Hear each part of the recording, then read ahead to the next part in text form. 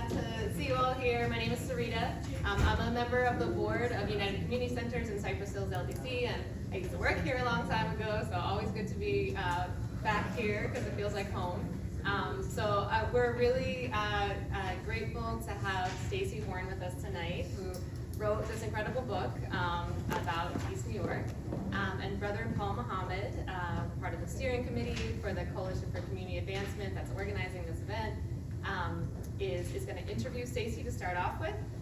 Then we'll get to hear more about this incredible book, about how it relates to everything that we're continuing to do and organize for in East New York. And then we're going to turn the tables a little bit, and Stacy will actually ask some questions to both Brother Paul and Brianna from East New York Farms to make that connection about how this book relates to organizing work that's happening in East New York today. And then we'll get some questions from you all, and then we'll close out. So that's a little overview of our evening. So I won't take up any more time from the speakers you really want to hear from, and I'll invite Stacy and Brother Paul up to grab a seat at this table, and we'll get started. Thank you. We have a mic, but technical difficulties. We're so far away. I know. We pushed it closer too. Well, yeah. Yeah. Is that gonna mess you up? No, it's good.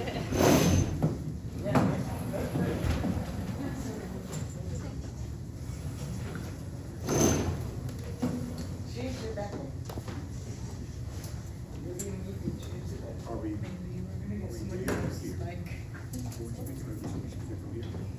Okay, great.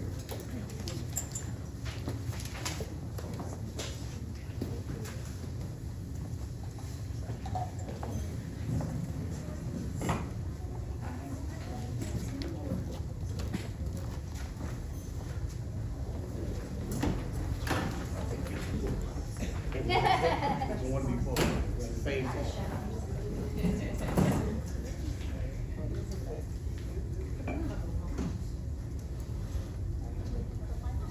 Are we waiting for a microphone or? Yes, we are. Give us Okay. just a few moments. We're trying to get the issue Got a pretty big resolved. mouth, I think it can hear you, but. It appears the mic is connected to the Bluetooth.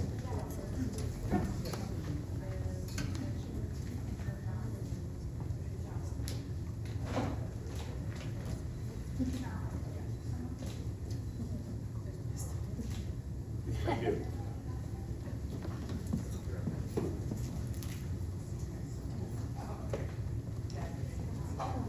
How's everybody doing this evening? Thank you all for coming out. Trying to wait on the mic, make it small, so okay. But it's great.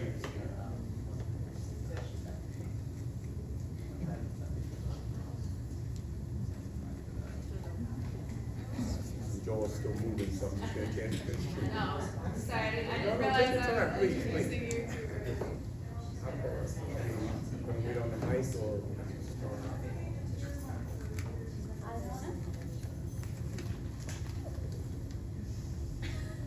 You gonna wait on the mic? Someone's on their way. Someone's on their way. So we can start and then, you hear me? Okay. Can you hear me? Yeah. Is it clear? Yes. All right. Okay. Again, all thank you for coming out. Peace and blessings. Shalom, assalamu alaikum. Thank you, Jesus. We're here together. It's a wonderful program. I didn't even know. Haley did it to me that I was going to be the moderator. She just told me to show up, Brother Paul. And I said, okay, because I really, really, really appreciate it. Thank you. Thank you.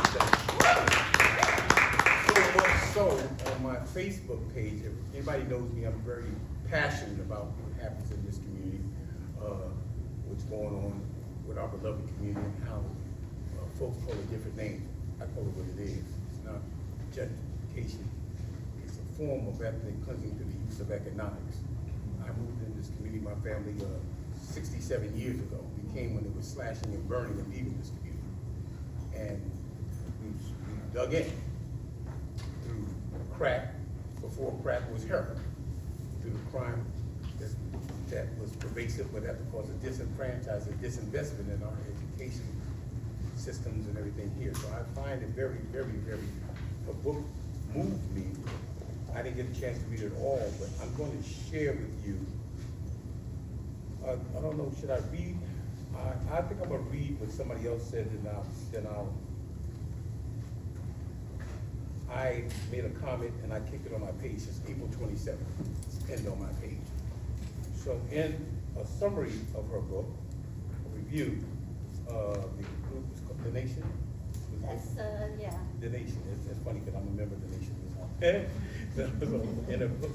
In her book, they summarize it like this, one of the clips I took out. It says, Stacey Horn finds in her damning, gripping book, The Killing Fields of East York, the genesis of neighborhoods collapse was not a rise in street crime, but rather a white-collar criminal conspiracy that lined the real estate industry's pockets while destroying what had recently been an affordable enclave for working and middle-class families.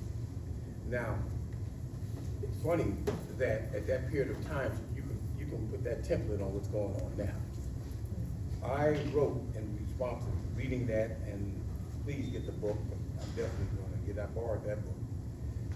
I reading in April, and as we're going through these rezoning as a part of the coalition, thank you again, the coalition and Cypress Hills Development Corporation, and Michelle Lee, and those who have worked. Cypress Hill called us together in 2012, 2011 to formulate a community coalition where we came together as churches, homeowners, renters. We all came together because we had a vision for our community, and we started hearing about this rezoning and the things that we're planning to do in our community. As a student of economics, and I've worked in Wall Street for 25 years as a financial printing broker, but also just growing up here and graduated from Thomas Jefferson, and I watched what happened to this community. So I'm very passionate about it because you can read it in books. You can read it in books, but you can see it in real time what's going on in our community. And what I wrote in response to reading that excerpt from our book, thank you again. What I wrote on my Facebook page, in response to reading that and this book in general, I wrote peace and blessing. Now this I wrote this year. Peace and blessing. This article captures and highlights a lot of truth of yesterday which shape today. Let me add humbly my thoughts. The key has always been land, housing policy. The key is ownership. We must stop supporting legislation to become unaffordable housing sharecroppers in our own communities. The plot has continued. Sadly, now we have more of our own electeds who sit and vote for legislation in city, state, and federal government. These legislators are bossed and compromised. Compromised by their desires to please party, personal agenda, or their pockets, but not to please the people. The legislation they are supporting now leads to the destruction of hard-fought for black and brown generational wealth and the cutting off of access to true equity in our own communities. With new tricky policies in the box, cutbacks, disinvestment, redistricting, rezoning, community diversity, divesting unaffordable housing, tax lien savings, privatization of public housing, which is an oxymoron, and the city of yes. And now we see what happened on the back of the ballot 2 days ago. We surrendered our rights that would give us a voice in our community on a seductive promise. And that was paid for with your tax dollars. That was so biased that never should have been allowed inside of the voting booth. If you can't campaign for an elected official, you should not have been able to write that type of. It should have been yes or no. They ask me, do I want to see housing? They ask me, do I want to see it done fast? Of course you're going to say yes. But at what cost and what expense? So again, we were tricked by the agenda that's in our administration.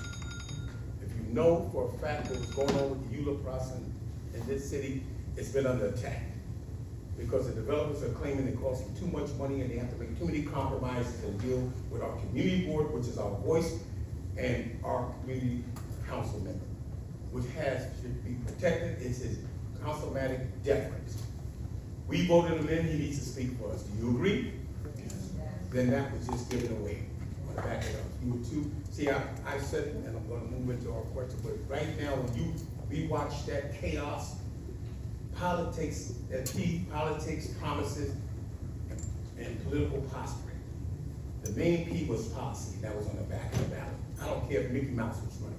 The back of the ballot was the most powerful thing that happened here 2 days ago. And you were robbed. So I'm going to move on and start asking questions to our guests right now. So again, welcome, Stacey. Thank you. Welcome. Could you share a bit of background on what led you to write this powerful book?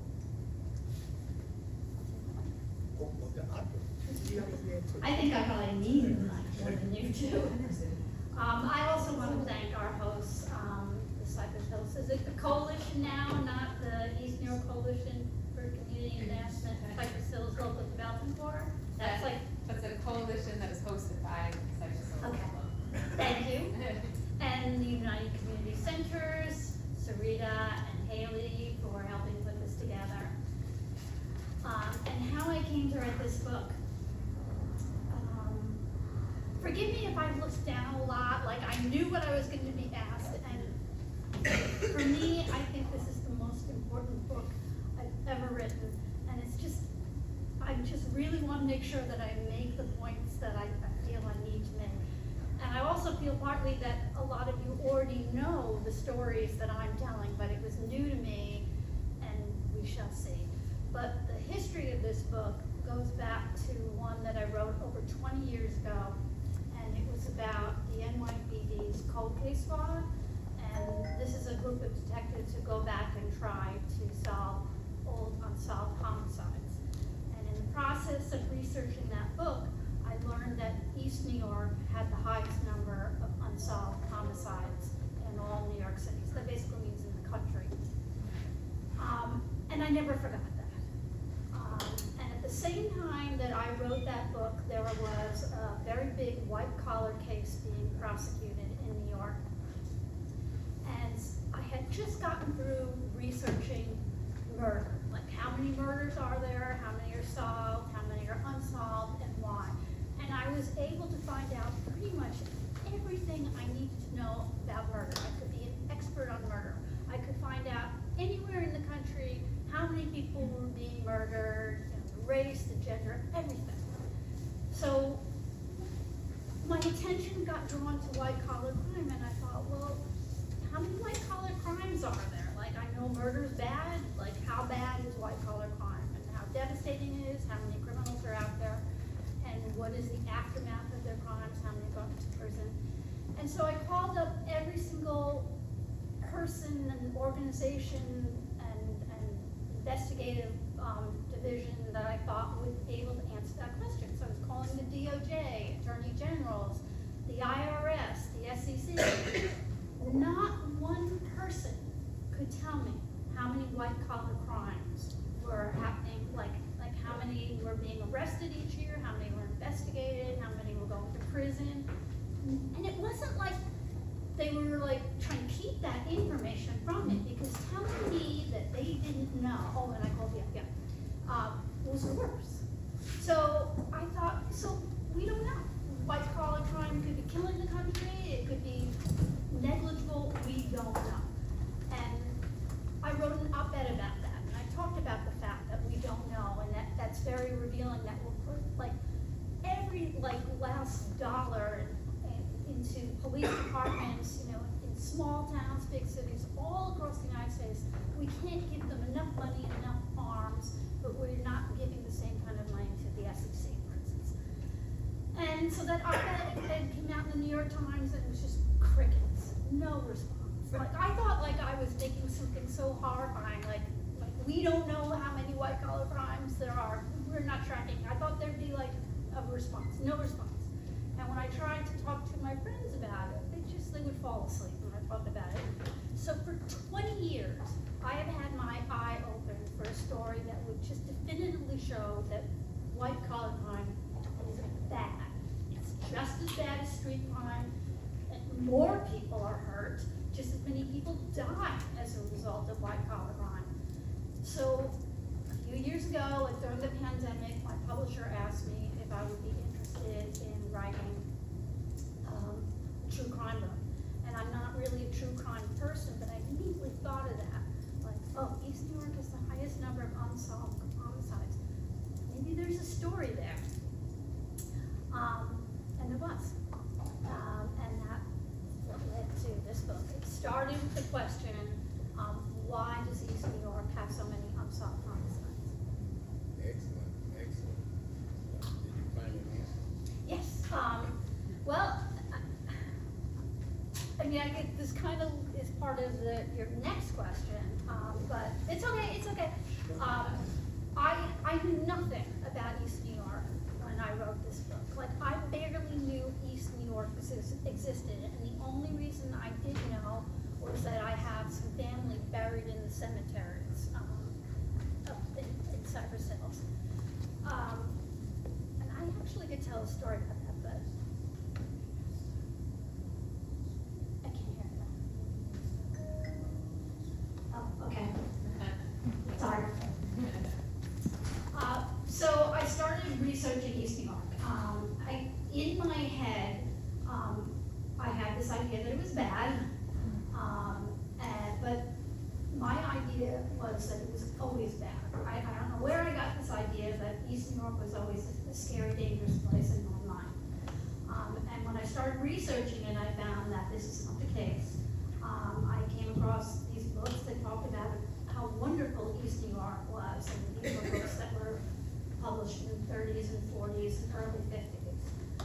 And then I saw that in the late 60s, that's when that's part of when it started to go downhill. And just to make a long story short, I traced it to these white-collar crimes, and we can talk about that. And so my book has two threads. One are these white-collar crimes, they were housing crimes. We all know about the subprime mortgage scandal that took place in 2007 and 2008. Well, the very first subprime mortgage scandal happened in the early 1970s. And that was because before this legislation, very wonderful, important legislation, there were no subprime mortgages. That just wasn't done. And the banks wanted to give mortgages to prime lenders, borrowers, not subprime. What was that legislation? Yes. I'm sorry if I'm kind of going. No. all over the place. I'm really enjoying the fact of how you got to where you got, because again, it brings it right back to the land. See, the land, and who's right. Oh, absolutely. Into the narrative. Yeah. So there was, again, a lot of you probably already know this story, but in the 1960s, there were a lot of what were called riots happening across the United States, connected to civil rights violations. So it was a lot of damage, people were frightened, and Johnson put this group together that became known as the Kerner Commission, and he said, tell me, why are people rioting, and what can we do about it? And about 6 months later, they came back with a devastatingly simple answer. People are rioting because America is a racist country. And I'm going to stop you right there for a minute, because you mentioned a couple of things, and I want us, because it's very important today, right? Very important that we understand. And she's touching on something that comes right into how my family got to East New York. You said the late 60s, and important legislation. If anybody knows me during this whole housing crisis, I pointed to one piece of legislation that was to address what melanated people went through at these subprime mortgages. It's the Fair Housing Act of 1968. that's what I'm gonna. I figured that's where you were gonna go. But I want you to stop for a minute, because I have personal testimony on that. That's how my family bought the house on Pickett Avenue, right there between Vermont and Wyoming. They left Manhattan. They came from the south, left Manhattan. They moved over here in 1969, 1 year after, while these were being burned and slashed. But they used that law to come over here to try to get a piece of real estate and the American dream. So, again, it's very important for us to understand the dynamics. Now, And you said something about East New York, and I can, like I said, I'm a student of this, and I'm a student of the history here where we live at, Brooklyn. It's always been difficult over here. It's not been just roses, because one culture was here and not another. We go straight down Pickett Avenue to where Brownsville, East New York meets. You'll find the home of Murder Incorporated on Pickett Avenue, right across Stone Avenue. And that was in the 30s and 40s right there. And it was not black. You'll find dead bodies over here in the 70s were being buried right on the borderline, what they call Howard Beach, which is East New York, over Linden Boulevard. The FBI was in here in the 1990s. They were digging up bodies that were missing for 30 and 40 years. And why? They're not. So when we understand that the fact of the disenfranchisement and that what we inherited and tried to make a home here, we understand what your book has uncovered is the fact that once the economics and understanding that land is the key, it's the key. It's 196,940,000 square miles of the planet Earth. I'll say it again. It's an actual fact. There's 196,940,000 square miles, and God's not making any more. And whoever controls the land controls the people. So we have to understand that all what you see that's going on is the control of the land. Now, when you say white collar crime, we're talking about white supremacy. I don't hate white people, I hate white supremacy. I'm not racist on the back. I make it very clear the oppressive and these laws that went over, and that Fair Housing Act of 1968 is still on the books. But they refuse, but if you don't use it, you lose it. And these crimes that are still being committed today, and I'm gonna turn it back to you, the city of Yes, the rezoning of East New York in 2016 was a violation of Section 7 of the Fair Housing Act, and I told Bill de Blasio to his face at 302 Junior High School, and I got right close to him. I said, your rezoning of a predominantly black and brown community is a violation of Article 7, which says no rezoning can cause an adverse, disproportionate impact on any race. The man said to me, I know I don't have the money to build. That's what he said to me in my face, but that's a federal law that supersedes any city or state. And again, we have gone to sleep because we don't stand and demand people stand on the rights that blood paid for, not votes. I watched in real time as my people were killed, murdered, and maimed on television fighting for civil rights, which should have been human rights. So what you've uncovered, and you talk about these white collar crimes, I understand exactly what and the continuation of this. So we must be mindful that it's continuing, because the simple fact that we will not respect the laws that were put in place to respect the rights of all of us. And I thank you. So yeah, the Kerner Commission came back and said America's a racist country. They outlined what they saw as the biggest problems: racism in the police force, housing discrimination, employment discrimination. It was a long list. I mean, basically it affected every facet of life. And my theory, and I'm not the only one who thinks this, is Johnson and others looked at these problems and identified housing as the one problem they had even a prayer of beginning to address.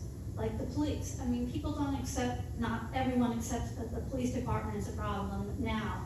They weren't even close to even considering that possibility in 1968.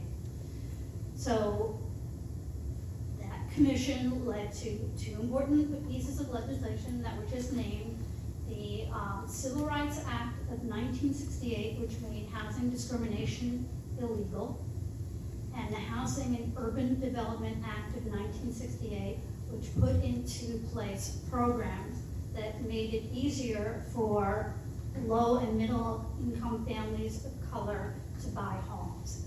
And I don't want to go into whole history, but I should say programs like this had existed since the 1930s, but they weren't used to help families of color. White families were benefiting from these programs, and it essentially built the middle class in the United States. The families of color had only been, their mortgages were not only insured by the FHA, I think 2% of the entire mortgages. So, so this legislation passed, these wonderful programs were put into place, but unfortunately, a bunch of bankers and real estate brokers took one look at them and saw a way of making money. The FHA was bending over backwards to make it easier for families of color to buy homes. So I don't know if I want to get into this now, but so there were 3 crime waves that moved through East New York that led to this. The first one was blockbusting, which I'm sure you're all familiar with. Blockbusting led to redlining, where banks would literally draw red lines around the neighborhood and would no longer grant mortgages or financial services to anyone who lived within. And the inability to bring money and to get loans led to the beginning of the deterioration that happened in East New York. So these bankers, these real estate brokers, what they did was they just bought up homes that were distressed or foreclosed so they could get them for very little money. They would slap a coat of paint on it and then sell it at the same price that you would pay for a house, a nice house in the suburbs. And they were able to do that because they had bribed people within the government themselves at FHA to say that, for instance, the FHA would not insure a mortgage loan until certain things were done. They would come out, they would look at the building and make sure that it was in working order. And if it wasn't, they would make a long list of things that had to be changed, like the furnace has to be fixed, the roof has to be fixed. And they would not insure the mortgage until that was done. And then at the same time, they would give a provisional appraised value for the home. So they bribed those guys to say that things that were supposed to be fixed and weren't were, and that the home was worth much more than it was actually worth. And then a family might come in and say that I want to rent a home, and they would say, well, why rent a home? You can buy a home for as little as $200 down, and you've got many years to pay it off, so do it. But they would buy the home with the understanding that they were buying a home in working order. So they would move in, and then shortly after moving in, they'd realize the burner doesn't work, or the roof is coming in, and now they can't get money to fix that. So foreclosure was inevitable. And so the rise in foreclosed buildings in East New York just started going up and up. And at the same time, the city and other bodies, instead of like sending the cavalry in, retreated. So they started taking money away from education, healthcare. They contracted the RAND Corporation to study the fire department, and their recommendation was to close fire companies, and the fire companies they closed were, for the most part, in areas that had the most fires. So the most companies that were closed were in East New York and the Bronx. And I do want to point out that the crimes that I'm talking about were happening nationwide. I use this East New York in my book as an example because I can make it like, if I can put faces on it and make people feel the people and feel the place, they're going to feel the story more than trying to cover the entire country. So that's what I'm saying. I know, I thank you, moving right along. I mean, it's just refreshing that be here with you over here and share what you found, the historical impact that are facts, not conjecture, not emotions, not the fact of how I feel about this. These are actual facts and policies and the disenfranchisement of this community on purpose. So you heard about East New York. I mean, I make people laugh, but when I graduated from Jefferson in the 70s and I ended up going to a Hunter College, I couldn't get a girlfriend. But I'm like, you know, I said, Brooklyn. She says, where? I said, Brooklyn. She said, where? Well, like, living that time on Pickett Avenue. She said, where's that? I said, East New York. She said, you trying to get me killed? No, this is real. I mean, it's a joke sounding now, but when I went to school in the 70s at Hunter College on East 68th, Lexington Avenue, you didn't want to, if you didn't know, you didn't know. You know, and that went on through the 80s. So when you speak of these things in the Kerner Commission, again, I've always been a student of things that are happening to my people. The Kerner Commission, I think the statement was 2 Americans, 1 white, 1 black. And the Kerner Commission, and they came back and they started to give, this is real. I don't want we're not living in a post-racist society. We just see new tools that are done. And it's spread out to poor whites and others too. It's an economic beast that we're looking at. So as you pointing out this, the roots of what we've been doing, and it's so apropos that we're talking about this in this time, you know.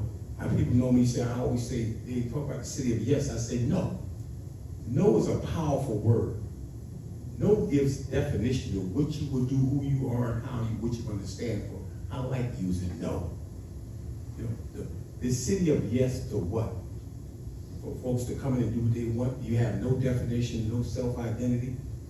You know, you have to use the word no, which will stand for, and I think we saw some of the folks were saying it with the past election, but we'll see.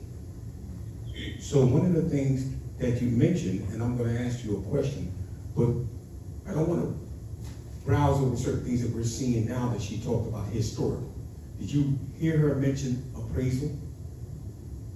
Do you know there's an actual fact? They discovered that black appraisal in black communities are 20% less, to 30% less. People were hiring their white friends for somebody to come take a look at their house to get a 30% higher appraisal on their property. Do you understand? That's why I said it's not post anything. So, you know, and that's one of the things you gotta see, connect the dots. It's still going forward. So I want to ask you, was there anything with all this research, anything that really surprised you or stuck out? I mean, something that, wow. Well, everything was a surprise to me because I knew almost nothing when I started this book. You know, I'm just going to look at, here's the time when I want to refer to.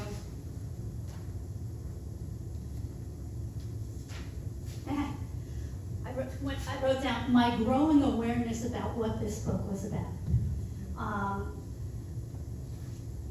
When I started, I thought, you know, this is going to be a little bit about racism. This is how naive I was. I had learned about murder, was that if you are black, you are twice as likely to be murdered in New York City, and your case is 4 times as likely to go cold. And the same is true for Asians, by the way. So I said, okay, you know, racism is going to factor in. But as I started researching it, I thought, this is a lot about racism. And then by the time I was finished with the book, I thought, this is all about racism and greed. Like, I thought it was going to be mostly about greed, but now it's about racism and greed and how completely interconnected it is in the United States. Like, so many crimes come back to these two things. I'm sorry, I just want to make, I just want to make sure. No, take your time, because it's very important. You wrote the book, and I can see it caused you to grow a lot and open your eyes to a lot of things. But well, like you talked about the Kerner Commission, what I learned was there were people in the United States that were well aware that there is racism in the United States. But most people, and again, not everybody, not informed people, but a lot of people thought that racism was something that was a problem with individuals. They didn't see that institutionalized. Right. The Kerner Commission, I would say that those guys, when they went out and started researching it, they may have thought that kind of themselves. But they actually made an honest effort. They went across the United States and spoke to the people in the places that were having the most riots, and this was the conclusion that it came to, that we're wrong. The problem isn't with individuals, it's with us, it's with everything, it's with our businesses, it's with our schools, it's with our healthcare, it's everywhere. So that was a big, important revelation, and it was made, I think, too early for people to really hear it. I'm going to ask you, Can I talk about something also? okay, please. I was just going down my list. I was giving a list. I'm just going, okay, please. Well, this is another thing that speaks to the time, but it's also true now. When the crime first started happening, like the homes, the rise in the foreclosed homes, and the way the FHA worked was when a home was foreclosed, it had to be empty before they would take possession and pay out the loan. So if you were renting in one of these homes and paying your rent, dutifully each month, too bad, you had to leave. So, so they saw this incredible rise in foreclosed home, and it was really, I have the numbers in my book, not in my head, but it was amazing. I have quotes, like from your, yes, this one guy who went to Vietnam, and he was an East New Yorker, and he came back and he said it was like somebody let off a bomb in there. Like, he came back where there were streets with only one or two buildings standing. This one law enforcement guy said that, so when a building would go down, often the only thing that was left were chimneys, and he said that they would drive through East New York and call it the East New York National Forest. So foreclosed buildings were increasing, and so they knew something was wrong. But unlike a murder where you see a body or shell cases, there's lots of evidence of a crime. A building going into foreclosure is not a crime. So it took a while for them to figure out that someone was committing a crime, and that continues to be a problem today. And especially as white-collar criminals get more and more sophisticated. Like, they know exactly what they're doing, so they're hiding their tracks in the same way that somebody gets rid of fingerprints. And they're really, really good at it. So the only reason this crime got discovered was this guy, John P. Lomenzo, who was the Secretary of State, had a team of investigators who were investigating what they thought was going to be a routine blockbusting case. And so they talked to a bunch of people, and they found that people that had absolutely no income, no collateral whatsoever, were getting mortgage loans. Now, he knew that there had been recent legislation that made it easier for people to get a loan, but you still had to have a job, and you still had to prove that you could pay your mortgage payments. So he was like, how did people who have zero money get mortgage loans for fairly expensive homes? Not that the homes were worth this amount of money, but they were priced very high. So he talked to a bunch of brokers, and they just openly admitted what they were doing. And I quote this guy in the book because he was just so shocked. He's like, do you realize that the people you're selling to don't have a lot of money, and they have already lost their homes, and you have all these homeless families because of what you've done? Do you realize what you've done? And he's going, everyone's doing it. Why not me? I mean, just completely heartless. And so I watched this movie called The Big Short that was about the 2007-2008 subprime mortgage scandal, and there was like an exact replica of what this investigator came across. Steve Carell plays this character who talks to these financial guys, asking them what they're doing, and they admit to the crimes that they were doing. And so he goes, excuse me a second, he takes them aside and he goes, why are they confessing? And this is the exact same response that the investigator in the 70s had. And the guy goes, they're not confessing, they're bragging. And when he came back and asked the exact same question that the investigator in 1970, he's like, do you realize what you're doing, like who these people are and what you're causing? And he goes, we just focus on the immigrants. We tell them they're gonna get a home and they'll just sign anything. which was the same way they acted in the 1970s. They just lied to them. We're going to get you a home, something you never thought you were going to have, and they just signed away. You know, you try to contain your anger because you really have to understand we're at a point in time now where this has been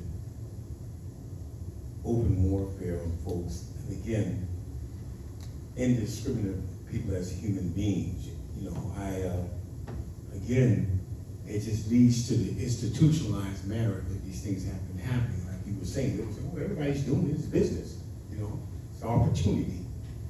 But it just causes a big wake-up call, and I'm just looking at the fact that the disinvestment in the community that goes along with what you're saying. I mean, I lived here. I went to school here in Jefferson, and then I came, my parents are here. I bought property here myself. I'm back in the neighborhood, and I really am invested in the community. But the education and the education I saw, the education I was given through my personal involvement with folks. I've known Charles Barron since he's got in office.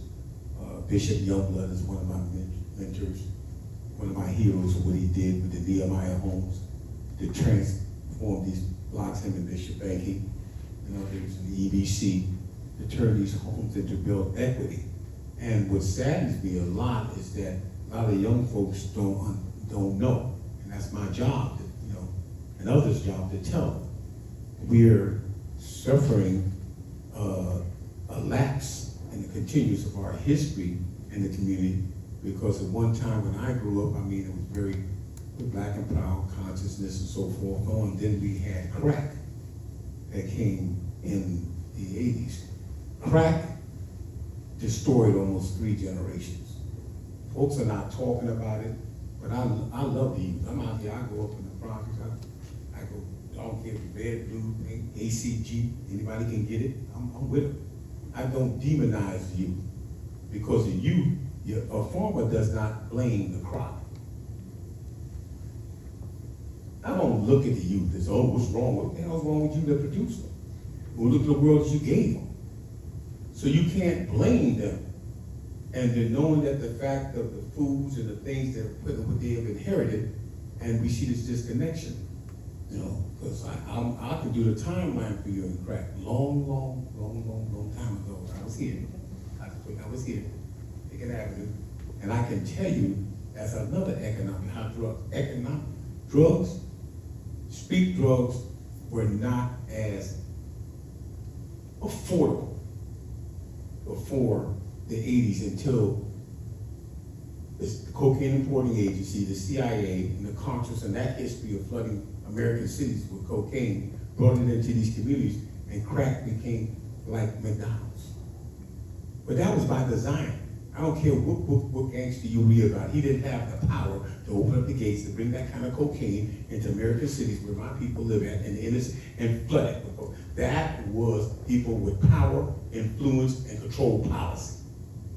And now what you see the effects, what happened, I've had 3 or 4 generations through the crack line. I saw crack hit around the 80s, and the same time we were talking about housing, to show you what happened. And out in Queens, people where we had almost a generation and a half of city workers after the 60s that got city jobs and moved to Queens. That crack came in, Rosedale, Queens to East New York. 80s, we're getting high.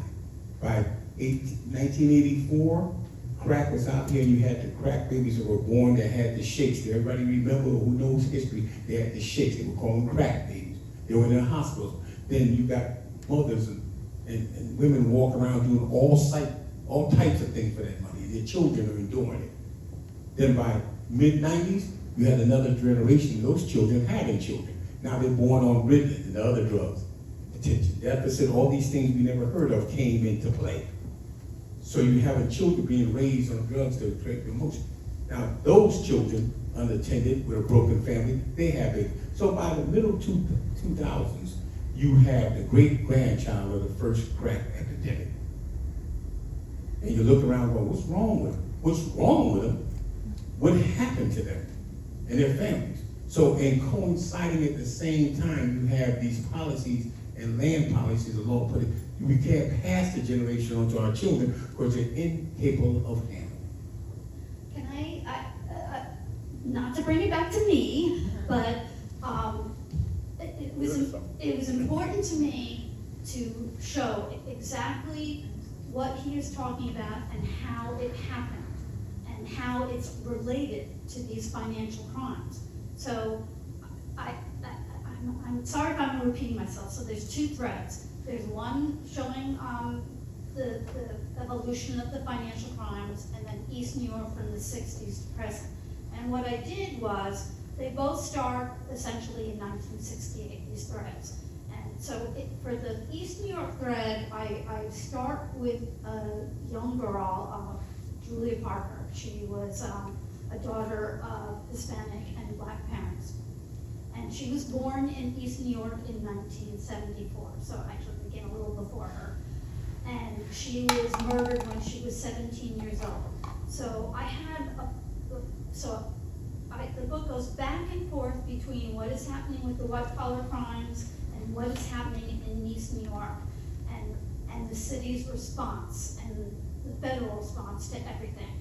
So I'm constantly going back and forth, showing how the financial crimes led to the abandoned buildings, which led to the rise in crime, and the crime and taking all this money and services out of New York led to things like, made it right for something like the crack epidemic.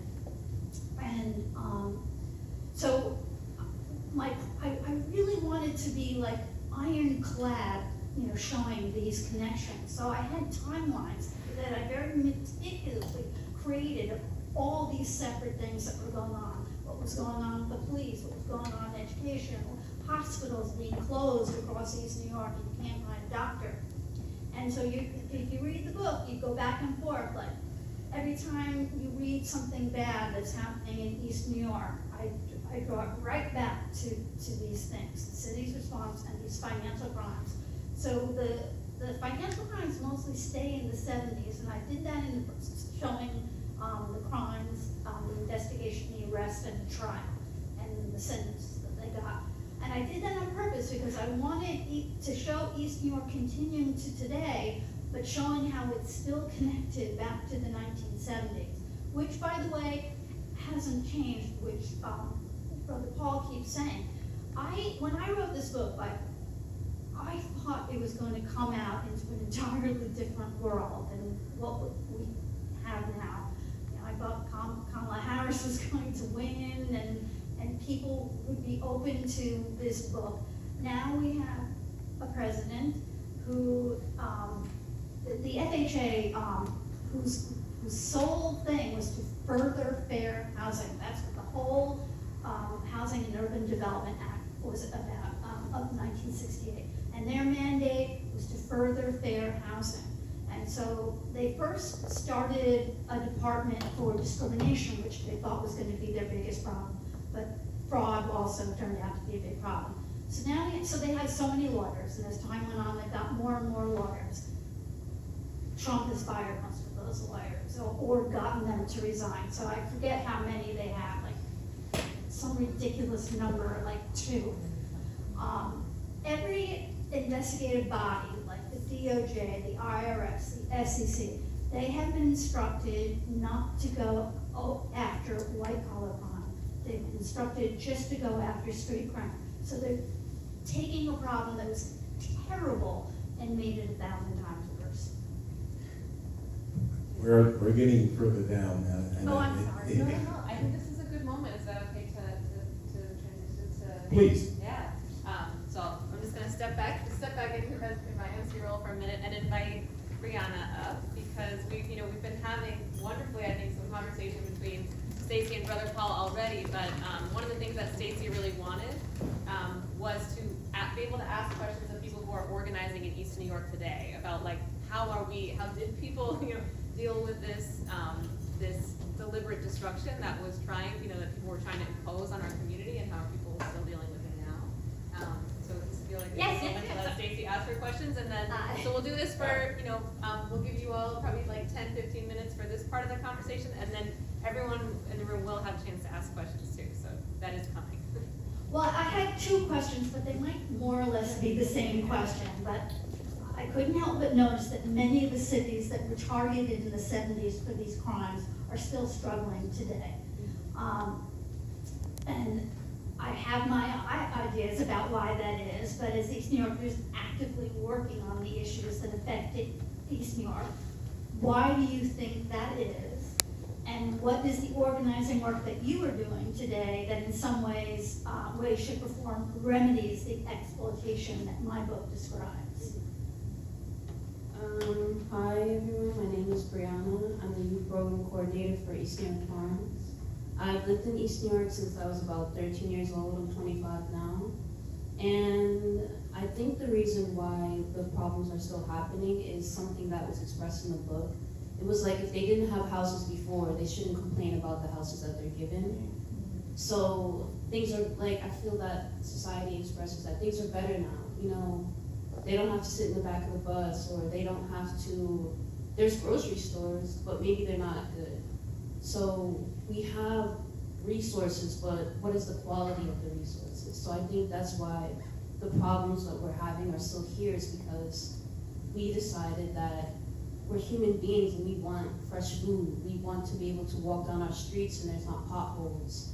We want to be able to have great education for our youth.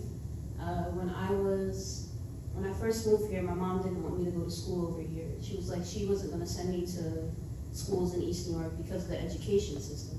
So I went to Midwood High School. And I also continued my school in Cavallaro, which is in Bensonhurst, where we're from. So Bensonhurst, Graceland. And so I've seen the way that what my mom didn't want to happen to my schooling happened to my little sister who went to school out here. I would say that the teachers were, because they're coming from similar backgrounds, maybe they're a little bit harsher with their students, or there's more unconscious bias going around with their students. What was the other part of it? I think you did answer that, but you might talk about, maybe everybody already knows about East New York Farms, but the history of it was very interesting to me when I learned it. I started working here at East New York Farms in February, so I'm still getting familiar with the history, but East New York Farms was established in 1998, based out of the vacant lots that were happening or being burnt down to a crisp here. So community members like Mr. and Mrs. San that are here right now decided that, well, they didn't want to live like that and they wanted fresh produce. They also wanted to be able to have produce that was culturally relevant to their background. So let's say they want callaloo, or they want petromelon, or they want collard greens, or things of that nature seen. So they all got together and decided, we're going to do something about it. We're going to be self-reliant. We're going to be self-sufficient. And we don't really care what the government has to say. We are human beings and we want to live in this way. We want to live like human beings. So the organizing work that I do, and going back to your point about the youth, I really love working with the youth that we have here at East New York Farms, because a lot of our youth are coming from the neighborhood like I did. So when I see them, I see myself. I see how they grew up. I see the struggles that they may go through. I see the fact that, hey, this kid goes to school in Manhattan and they have to travel all the way back to East New York and maybe get home at 7 p.m. and have to do it all over again like I did.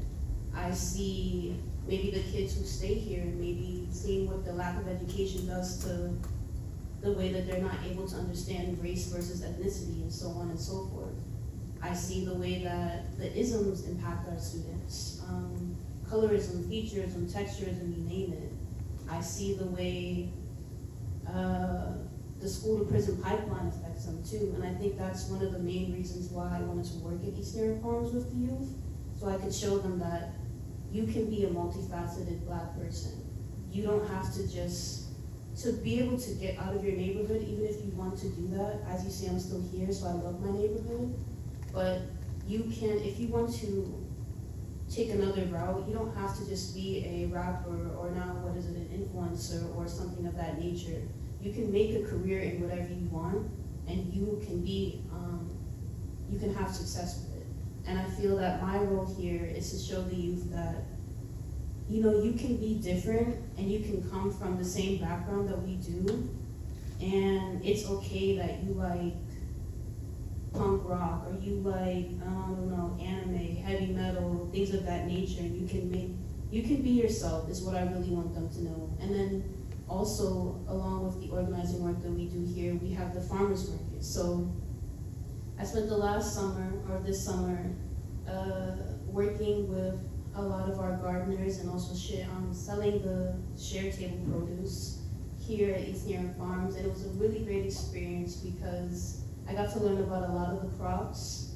Originally, my family's from Jamaica, but that bloodline was crossed off because I didn't grow up with my father. So I got to experience what it was like through some of the gardeners here, and it really touched my heart. So that's what I have to say about the East New York Farm. Thank you.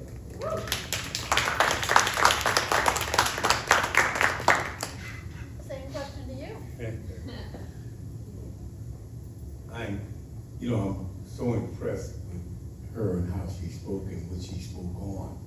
And it moves me that you're talking about the land and the importance of that.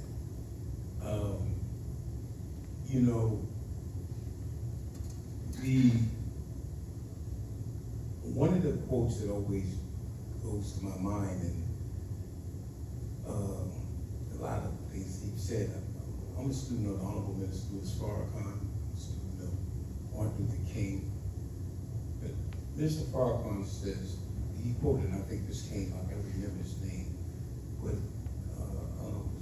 Woodard, the diameter of a man's thinking prescribes the circumference of his existence. The diameter of your thinking prescribes the circumference of your existence. And when I think about that, I think about the educational system 0 to 12. What they teach you there and the fact of what you learn, and that's why it's always been not to educate a slave or somebody. If you read, you expand your mind, because a man can't make you a slave if you have knowledge. So when I'm thinking about, as we pour more into our children, and one of the things happen in these communities, and it's a national, it's institutionalized. And these urban areas where we were congregated after the Great South Migration and so forth, or even into the Midwest and so forth, we formulated these cities where we were. And the modernization of times came, war came, and these things caused us to get more mechanized jobs, more education, and I love the fact when things were segregated. See, and that's another thing we understand, because we had to form our own colleges. We had to qualify ourselves as teachers. So we formed these HBCUs, as you say, that our brother Bill Cosby made so popular with his shows. And you gotta understand, the greatest enrollment happened during his shows in time. And when we had a lot of students started going to the HBCUs, they got conscious of themselves, because they were around other students that looked like them and started studying. And as being a young man, I was pre-adolescent, I watched the civil rights marches and the fights and the riot on television. The revolution was televised for me. My parents had enough sense to sit me in front of that television at 7 and 8 years old during the 60s. And I watched people get beat. I watched people, I saw Julian Bond. I saw Medgar Evers in real time. You can't put it in a book and fool me. I saw what America did. I saw the troops. I saw Kent State as a child. So with the education, like my parents were involved until they passed, and then I was afforded education. I came with my uncle. I went to an all-boys school in Harlem called Frederick Douglass. That's where Charles Rangel went, Langston Hughes went. And I used to spend a lot of time in the museum, the Black History Museum, Arthur Ford Schomburg. And that even took me in education. Anybody here ever been to the Schomburg? You know who Arthur Ford Schomburg was? You don't, right? He was a Puerto Rican nationalist black man that was probably read his story. He was born in Puerto Rico, but his mother was African, and she was raped by a merchant marine, German Jew. But he fought for he says, I'm a Puerto Rican fight for the national of Puerto Rico, but I'm with this museum so I can build it for black history. And that's what he did. See, he went behind his culture, he went above his culture into who he was as a black man. And I spent a lot of time there.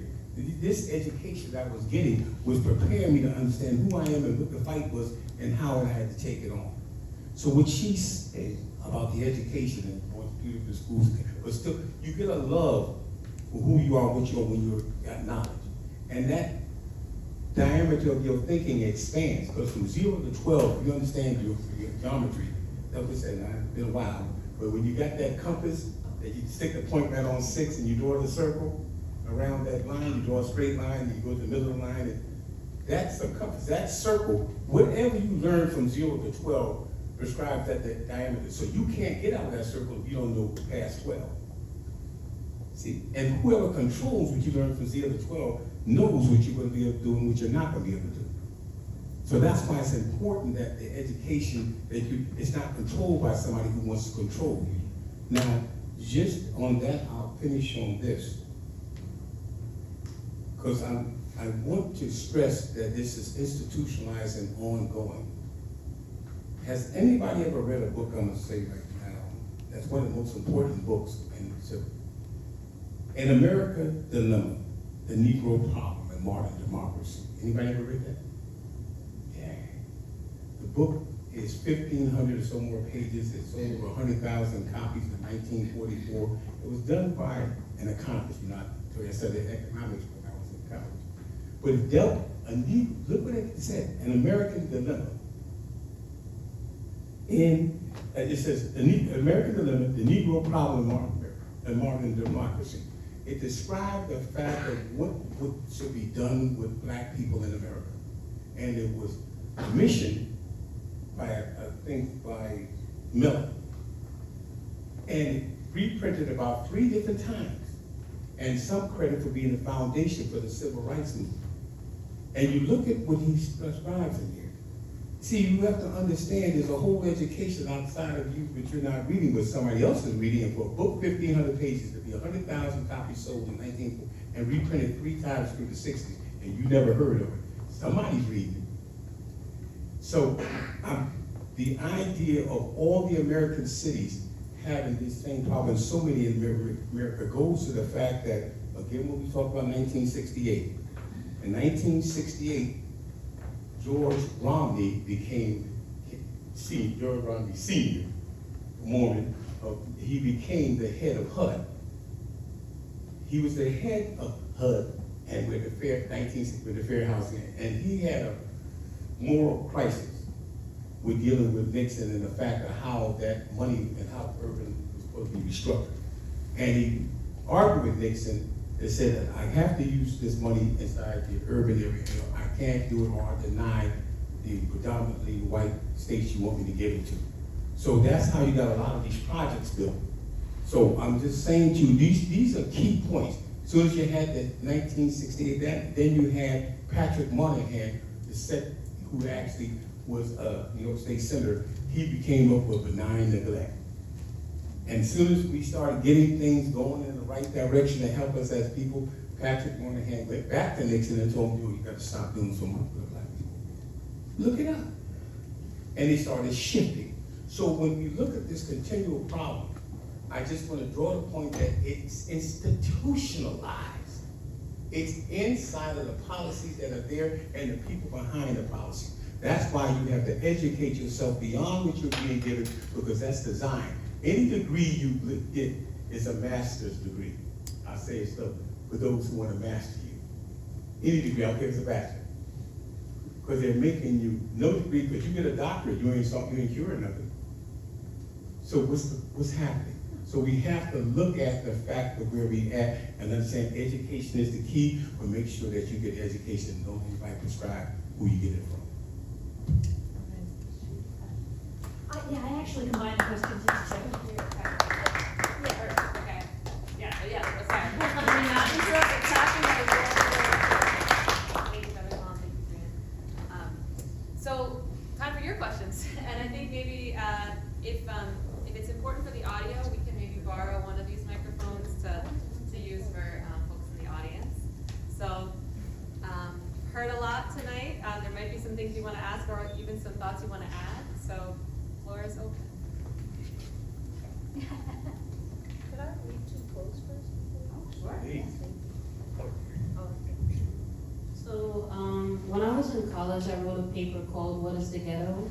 And I feel like what this book does for me is gives me more ammo or the proper terminology and economic knowledge to be able to further that paper. So I wanted to read one quote from James Baldwin that I feel like ties in really well to this conversation. And it's from his conversation when he goes to the Big Caveat show. And he says, "It is not an accusation, it is a plea for the life of this country. Because no matter what I say, no matter what Martin says, the despair in the ghetto, the despair throughout this country accumulates with every hour. And people grow up much faster than you think they do. People are uptight about Stokely now because he said black power, but no one is upset about white power, which keeps my kids in the ghetto, which does not educate my children except to be inferiors. This is power. And when the public reacts as it did to the linking of the two words, power and black, it is a confession of what the country has done with its power." And then the next quote that I want to read to you, That's a great quote. I love it so much, I really do, because it really does show you what, when you start to rise up out of the inferiority, what people become scared of. And the next quote I wanted to read expresses from, it's called the chapter 3 of Kicking Reality, Kicking Ballistics, Gangsta Rap, of the novel Race Rebels by Ice-T. He expresses that maintaining the structure of capitalism is an extension of exercising social control over Black Americans. Capitalism says you must have an upper class, a middle class, and a lower class. Now the only way to guarantee a lower class is to keep y'all as uneducated and high as possible. The ghetto is at worst the product of deliberately oppressive policies, and at best racial neglect. And I wanted to share those two quotes to add into the conversation because I feel that it really does express and exercise what is going on still to this day. And I still feel it, you know, even though maybe things are a little bit more progressive today, I still feel the sense of inferiority that people are trying to place into the hearts of young Black and brown children. And when you're a young Black and brown child and you're aiming for the sky, they really do try to shoot you down. And that's what I see sometimes with my youth through the isms right now. So yeah, that's what I wanted to share. Thank you. Thank you. Thank you for bringing those quotes and making sure to share them. And a reminder to me too that I want to make sure that you all know your questions can be for anyone on this panel, certainly not just Daisy, because you also have Brother Paul and Brianna with an incredible amount of expertise. So we have our first question here. I think. What was the name of the book? You know, this title was not my idea, but it's very lurid, The Killing Fields of East New York, but that was the nickname in the 80s and 90s. And I guess my publisher thought this would sell more books, but the subtitle is The first subprime mortgage scandal, a white-collar crime spree, and the collapse of an American neighborhood.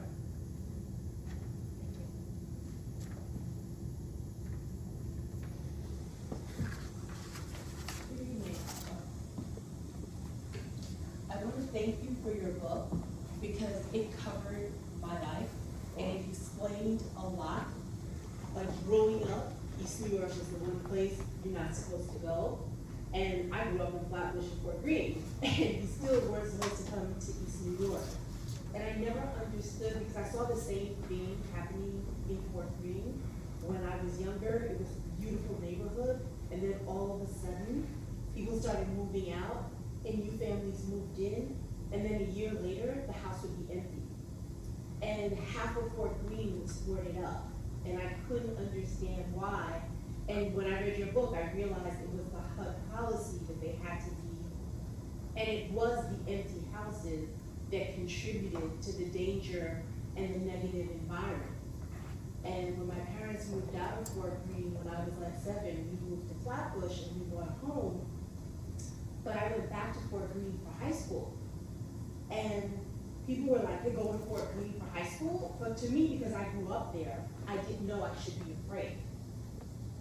And similar, even as an adult, the stigma of East New York lasts because I took the railroad home. And the one thing my husband would always say is, don't get off in East New York. Whatever you do, don't get off. And my kids were like, but there are always police there. And he'd say, but the police are not there for you.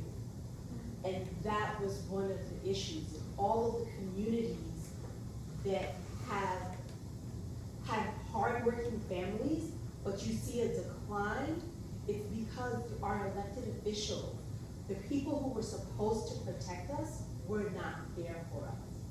And you really clearly outline the systematic way that they did it. And Brother Paul talks about the systematic way that they continue to do it. And we educate our kids, but they go to school and they forget. And then they come back and they can't afford to live here. And the propositions that just passed have cemented the fact that they won't be able to afford to live here. And we wrap death and destruction in pretty bows, and people don't peel back the wrappers to see what the true impact is, not right this minute, but 2 and 3 and 4 years down the line. And you showed what the impact was over multiple generations. So thank you. Thank you.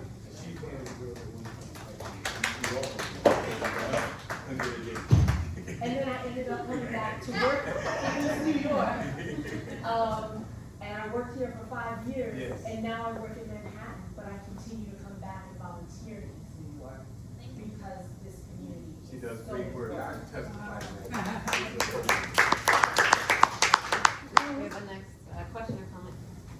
Hello, and thank you all, the panelists, for the space and the discussion and an incredible book. I wanted to ask a somewhat specific question that you somewhat touched on.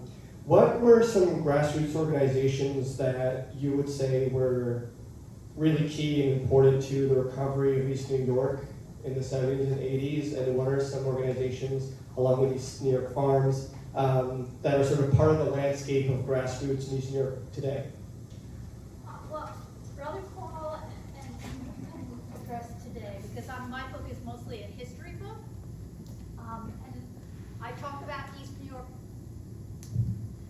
New York Farms, East Brooklyn Congregation, East New York Local Development Corps, East New York Urban Youth something. I have it like, I do this presentation about my book, and one slide I list all the grassroots organizations, and there are a lot. Like when you were speaking, I immediately thought, in my book, I didn't want to depict East New Yorkers as just sitting back while all this was going on. They were fighting right from the start. And with that vacancy law, they took the government to court, and they lost the case. They wanted to take that out, and they lost the first case. But then a new law passed where before any change could be made that might affect the community, they had to produce an environmental report showing how it would affect. So they took them back to court like a year later, saying that they never produced this report to show how this making buildings vacant affects the environment in East New York, and they won. So I talk about that, and also the fact that I spoke about how they saw the problem with the foreclosed buildings, but they didn't know that a crime had been committed. Well, the East New Yorkers did, and they also didn't know just how or why, but they knew it had had to do with the banks, both conventional banks and mortgage banks. And they went to the city and said, we think it's the banks, we think they're doing something. And they named the 4 banks that they thought were doing it. And it turns out they were exactly right. The 4 biggest crime committers for the subprime mortgage scandal that I wrote about were exactly the banks that they named. And so they wrote a press release, they organized this whole thing saying that this is happening in East New York, something has to be done, and they sent it to radio, newspaper, everything. Nobody showed up. Which were the 4 banks? None of these exist today. Oh, well, Chase was one of them. Of course. Chase. Well, the biggest ones were the Eastern Service Corporation, and that's the one I focus on in the book, and they don't exist. But they were the biggest mortgage bank in the East Coast at the time. And I don't have a working brain. 3 other banks, Chase. Yeah. Also, Dun & Bradstreet. I mean, a friend of mine read my book and said, it takes a village. And she meant, like, you know, that phrase is used to describe it takes a village to raise a child, it takes a village to commit a crime. Here it is. Yeah, better call me, I don't want to also respond to that question. The whole concept of banks, again, I gotta connect the dots. Everybody remembers when Obama was in office and they were foreclosing, and you were able to refinance your debt. I think what they called it. Oh, refinance your debt, and Obama was allowing you to do 2 properties, one property in primary and investment property. And this was law. It's not published a lot, but the law that he put in place to help you get the loans. And I'm just mad at myself, I can't call the phrase the way it is. Yeah, if you were 300% less likely, and when was Obama in office? Somebody repeat the year? When was he in office? 2008? He was in office 2008, and they found you were 300% less likely to be a modification. He put in a law that we saw all the failure, because East New York still and Brownsville are among the highest foreclosure rates in the city and in the country. I'm not talking about back then. So you gotta understand this thing is still going on. And it deals with land. So he put in a law during that time when you had the crash, you could modify your home and up to 1 investment property. Because that's what we were using, we were leapfrogging, I did it. Well, they did a study, and they found out Chase was one of the biggest violators. You were 300% likely, if you were melanated, to get the modification. They were dragging out, and you kept on going further in debt, and you lost your house. Chase settled a lawsuit. I got about $1,500, but I lost tons of equity on my home. You can't recover. So the banks that were violating, they were mortgage loan services. They've transferred onto these big chemical Chase, Bank of America. They're corrupt, but they follow this. It's the policies and the mindset. So we're looking at right now, as we see these policies that continue to put stress on them. I can tell you from COVID, that ERAP that came up. Everybody remember COVID when you didn't have to pay rent, but you had to pay mortgage? Well, Yeah. So what happened to the small homeowners here? We did a studies coalition. We lost almost 15% of the homeowners who were in foreclosure when they came out. Because we had, see, when you're under 4 units or under 6 units, you're not rent subsidized. I mean, you're not rent control. So I'm one of them. I had tenants owe me $150,000 in rent. They were off, and the tenant could owe me $30,000. Most ERAP was giving me was $15,000. The bank didn't want to hear that. So small homeowners suffered. We're the most vulnerable ones. So they put that law, but they closed the courts for trial for cases to actually try to get your rent, but they opened the court for foreclosure and liens. And we suffered. The big boys got subsidies. Your tax dollars subsidize affordable housing. The developers are the biggest welfare givers now. They get subsidies to buy property and take over these buildings. You don't get it. So you have to understand the game is being played. We got to stop playing checkers. It's chess. Chess is warfare. They have armies, we don't, but we're not unified. So again, we have to understand it's still going on. And when you see these push for things that are not strengthening you, I can list a number of things, I won't take the time, but we'll talk later on. But you look at every one of these policies that are coming up to deal with housing, and it's not about strengthening your generational wealth and your ability to own your property. It's about how we can make it more profitable. People can afford to invest. Can I, just before we move on, I wanted, in case you wanted to add, Brianna, to that question about grassroots organizing happening now that you want to highlight or else. Sure. Off the top of my brain, I can think about the East New York Community Land Trust and a lot of the different programs going on in the Cypress Hills Local Corporation. I think I saw a hand here from Michael. After the foreclosure, the first round, with the first, did this keep going on? Next one, the next one, the same problem? Absolutely. I don't know if I made that clear, but their whole point was they wanted those buildings foreclosed because then they got, the FHA would immediately pay out the remainder of the loan, and they could just do the same thing over and over with the same buildings. And they would also target people who didn't speak English. They wanted immigrants who didn't know what they were signing. Where did the people go that was thrown out? You know, I tried to find that out, but homelessness, like all the numbers that I saw made it look like homelessness barely existed in the 70s, but, so I don't know the answer.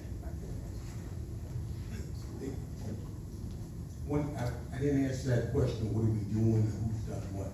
I got to take my hat off to the churches in East New York that got involved in this, East Brooklyn. Those Nehemiah homes were tenanted properties. Visionaries like Bishop Becky, Bishop Youngblood, they said, let's build equity and pass on generational. But now they're being taken one by one. But I got to take it when the church was strong, they came together to try to save these people. Also, there were activists on the ground. You know, I have a 20-some-odd year history with Charles Barrett. I knew Priscilla, we were in the same church that was a city council. I knew Ed Towns when I was a child. She was a lady named Vivian Bright. Vivian Bright is an institution. Vivian Bright tells me the story when she moved on Pennsylvania Avenue in 1963. And she's from Berean Church, but she said that the people wanted to move. They were white, they didn't want it. She got her family together and started buying property. And so there are people, there are unsung heroes. But the main thing were the people who fought and stood their ground and understand what they had to do for ownership. And though I applaud definitely the farmers, because we're in a food crisis now. But you've got so many unsung heroes who, on the basis of the fact of self-dignity, stood. And what happened with a lot of people who were in these homes, the only true affordable housing that we've had in New York for years was the so-called projects. And they were not built for us. They were, that was for access to middle class. So a lot of people had to give up. Some people went south. Some people got out here and gave up. So, and then also at the same time, you had an encroaching development where they built other properties that became high-rise and so forth. So they get absorbed. Homeowners' properties now being snatched up by developers that built things that you don't forget about a park in your car. You got to park your lot. So I give the hats off to activists. I always teach Charles, I call him a patriotic. He didn't lose, though he ran as a Democrat, he didn't lose his conscious fight for the people. And he utilized Councilmanic difference in the last 20 years, I look at the facts. He built 12,000 units of housing that was affordable to the people living. He didn't go for affordable housing. He went for housing that was affordable. And he utilized the fact that he wasn't liked by city council and people called him this, that. He fought, and that's why you have Gateway. That's why you have the homes that you have behind it. That's why you have Livonia Commons over here. That's why you have 311. I know the facts, I watch it. So we have to understand that people that we don't hear about that fought the good fight was to be here today. And I'm modeling myself after them. I'm not concerned about trying my children to hit the lotto to get into a building that you're building. I'm concerned about them owning some of this land, like I did. So that's why I fight against the development. I'll give you a community board. Like that, why do you think they put those proposals on the back of the ballot? The most important part of that ballot was on the back. Your community board and your local city council had the power to fight for you to have power. By giving it away now, your voice is cut off. So what happened when your community board full of people like you that join on, your city council person that you elect, those are the people who've been fighting for you and your organizing. I'm on the coalition for 14 years. We've been fighting. So this is on the ground fight where we have to get the people unified behind one thing. We're all in the same boat. Thank you. Brother Paul, and thank you again, Stacy and Rihanna. We're coming up on the time that we plan to close, so I did want to give a moment for an announcement about some very concrete organizing steps coming up with the Coalition for Community Advancement. And I did want to just say before we transition to this, thank you so much, Stacy, for writing the book. For time to really digging into the history of East New York in ways that even a lot of us here maybe may not have known. Thank you, Brother Paul and Rihanna, for your incredible organizing and everyone who's involved in those efforts here. The book is Killing Fields of East New York, so read it if you haven't had a chance yet, and I'll let Haley close this out. Hey, good evening, everyone. My name is Haley Kim, and I'm with the East New York Coalition for Community Advancement. We have at the back flyers to our next housing justice meeting. So the coalition is actually truly focused on housing equity here in East New York and making sure that the neighborhood remains affordable. That is our guiding light. And every month, every third Monday of every month, we have a meeting to talk with East New York community members about housing in East New York. One of our major campaigns is coming to a close, so right now what we're trying to do is get a lot of community members into that room to try and think through what's next for East New York. What are things that East New York community members think we should be working on? What are issues that they're seeing in the neighborhood to do with housing and affordability? What can we do together to make sure that our neighborhood actually remains affordable for everyone? So the next meeting is Monday, November 17, 6 p.m., 137 Jamaica Avenue. And we would really appreciate you joining us. We have sign-in sheets in the back, and we have more flyers in the back. Thank you so much. And thank you, Stacy, Brother Paul, and Brianna. And also, thank you to Sarita for doing such a fantastic MC. And of course, I have to shout out UCC for letting us use their space. And thank you, Jasmine and Sarita, also for helping me put this together. You guys are great. Thank you. There's pizza in the back. Please help yourselves. Also, this Saturday is the last farmers market of the season, so please come out and join us.